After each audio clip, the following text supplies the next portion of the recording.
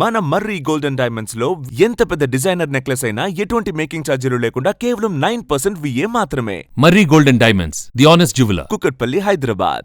పశ్చిమ బెంగాల్లో 15 ఏళ్ల మమతా బెనర్జీ ప్రభుత్వాన్ని కూల్చడంలో కీలక పాత్ర పోషించిన ప్రతిపక్ష నేత సువేందు అధికారి బెంగాల్ సీఎంగా పగ్గాలు చేపట్టనున్నారు.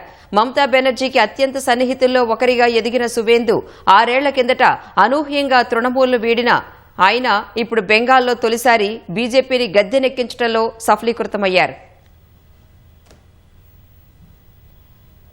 పశ్చిమ బెంగాల్ తదుపరి ముఖ్యమంత్రిగా బీజేపీ నేత సువేందు అధికారి బాధ్యతలు చేపట్టనున్నారు. తన మాజీ గురువు మమతా బెనర్జీ స్థానంలో ఆయన ముఖ్యమంత్రి పీఠాన్ని అధిరోహించనున్నారు.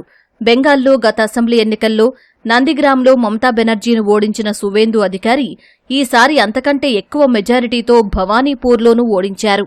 బెంగాల్లో బీజేపీకి 207 సీట్లు రావడంలో కీలక పాత్ర పోషించారు. సువేందు అధికారి 1970 డిసెంబర్ 15న బెంగాల్లోని తూర్పు మేదినీపూర్ జిల్లా కాంతిలో జన్మించారు. రాజకీయాలు సువేందుకు వెన్నతో పెట్టిన విద్య.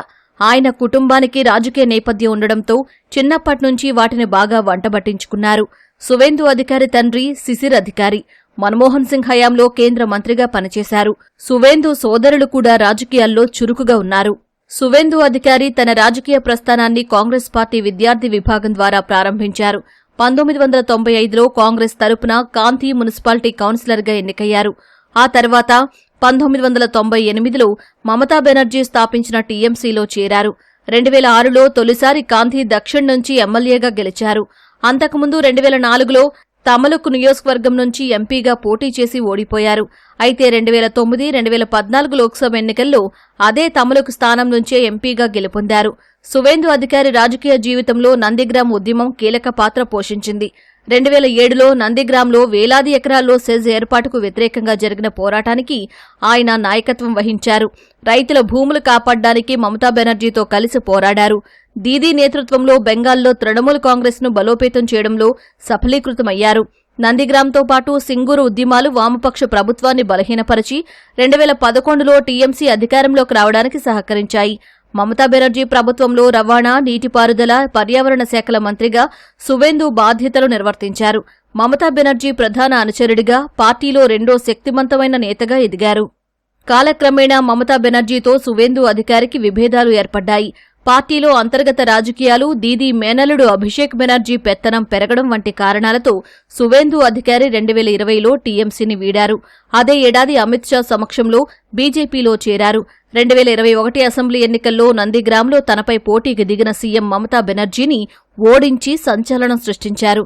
ఆ అసెంబ్లీ ఎన్నికల్లో బీజేపీ 77 సీట్లకే పరిమితమైన సువేందు అధికారి విజయం కమలం పార్టీకి బలాన్నిచ్చింది. ఆ తర్వాత ఆయన బెంగాల్ అసెంబ్లీలో విపక్ష నేతగా ఎన్నికయ్యారు.